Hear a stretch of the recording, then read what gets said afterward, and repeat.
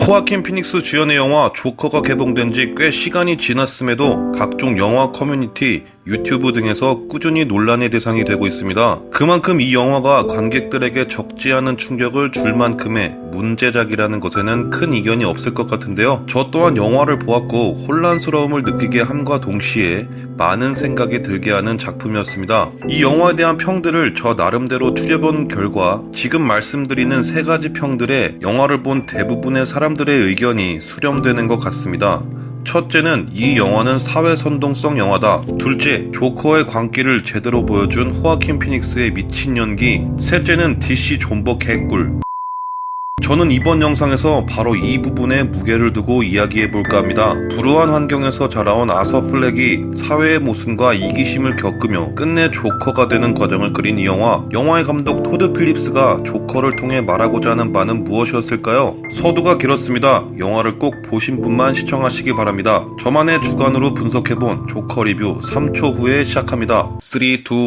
각종 언론에서는 영화 조커가 사회 혼란을 야기시킬 수 있다는 취지의 기사들을 쏟아내고 있습니다. 심지어 미군은 영화 안에 내재되어 있는 폭력성을 우려해 공식 경고문을 발표하기도 했는데요. 과연 우리는 이 영화를 정말 그런 영화로 봐야 할까요? 저의 생각은 조금 다릅니다. 영화 안에서 아서 플렉은 이런 이야기를 합니다. I used to think that my life was a tragedy, but now I realize it's a comedy.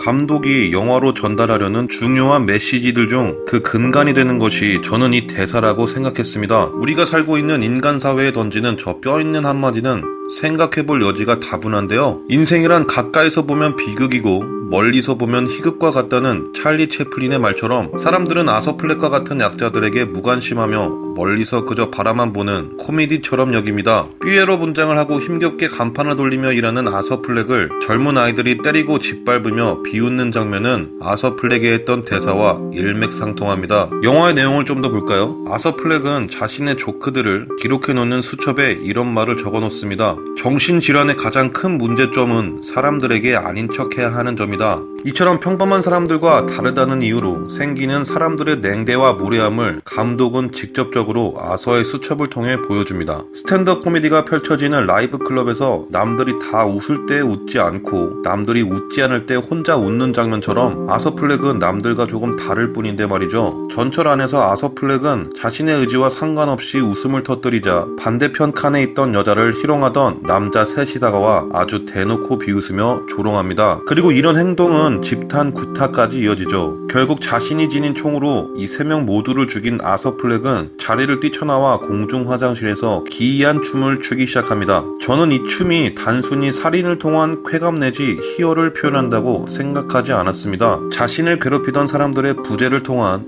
일종의 해방감으로 저는 생각이 되었는데요. 어떻게 보면 비슷한 이야기 같지만 다시 생각해보면 매우 다른 의미로 받아들일 수가 있습니다. 조커는 살인 자체에서 의미 내지는 희열을 찾는 게 아닌 존재의 부재를 통한 해방감으로 말이죠. 저는 이 장면이 플렉이 자신을 해방시켜줄 유일한 방법이 한자로의 권총과 살인이라는 것을 깨닫는 첫 경험이었고 이 범죄를 통한 어긋난 방법이 한 남자를 어디까지 몰아넣을 수 있는가를 감독은 영화 내내 보여주고 있습니다. 과연 이 장면이 살인을 정당화하기 위한 감독의 의도였을까요? 저는 그렇게 생각하지 않았습니다. 어긋난 상황과 범죄가 생기는 이유를 말하려는 것이었죠. 그리고 이 사건은 뉴스를 통해 뻗어나가고 사회 각계각층에 전달됩니다. 하지만 사람들은 왜 이런 일이 일어났는지에 대해선 전혀 관심이 없죠. 사회 지도층이나 부유층의 대표격이라 할 수 있는 토마스 웨이는 가면 뒤에 숨은 겁쟁이 살인자라고 비난함과 동시에 자신의 선거 득표율에 이용할 생각만 갖고 있습니다.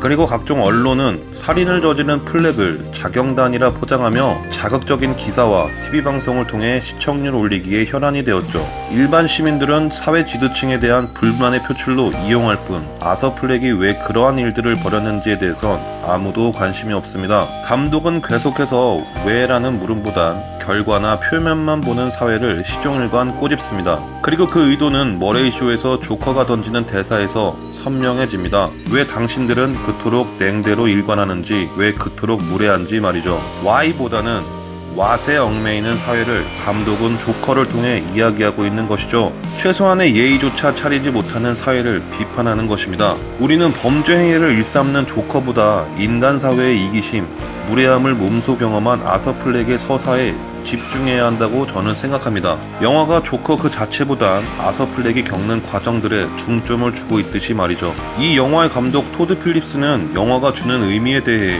코멘트를 달지 않겠다고 선언한 바 있습니다. 감독은 사회폭력 조장 또는 사회 선동 영화라는 비판의 여지를 두면서까지 우리에게 말하고자 했던 메시지는 뭐였을까요? 최소한 폭력성 조장과 같은 사회 선동적인 이유는 전혀 아니라고 저는 생각합니다. 어쩌면 스스로 사고하는 지성사회에 자신들을 돌아볼 수 있는 여지를 준 게 아닐까요? 혼돈과 무질서를 낳은 광기 그 자체가 돼버린 조커를 만든 건 과연 누구일까요? 우리 사회에 진정 필요한 것은 무엇인지 감독은 묻습니다.